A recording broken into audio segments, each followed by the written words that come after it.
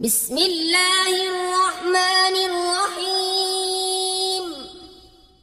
والفجر وليال عشر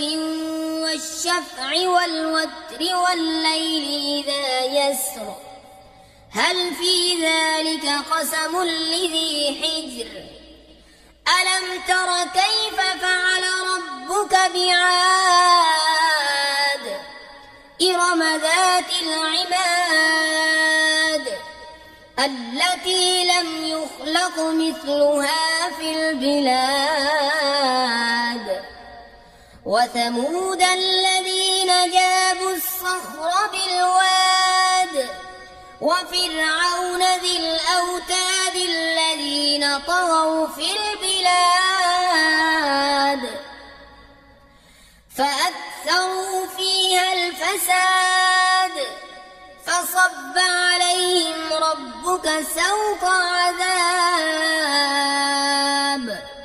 إن ربك لبالمرصاد فأما الإنسان إذا ما ابتلاه ربه فأكرمه ونعمه فيقول ربي أكرمن وأما إذا ما ابتلاه فقدر عليه رزقه فيقول ربي أهانن كلا بل لا تكرمون اليتيم ولا تحاضون على طعام المسكين وتأكلون التراث أكلا لما وتحبون المال حبا جما كلا إذا دكت الأرض دكا دكا وجاء ربك والملك صفا صفا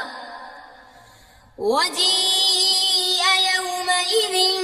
بجهنم يومئذ يتذكر الإنسان وأنى له الذكرى يقول يا ليتني قدمت لحياتي فيومئذ لا يعذب عذابه أحد ولا يوثق وثاقه أحد يا أيتها النفس المطمئنة ارجعي إلى ربك راضية مرضية فادخلي في عبادي وادخلي جنتي.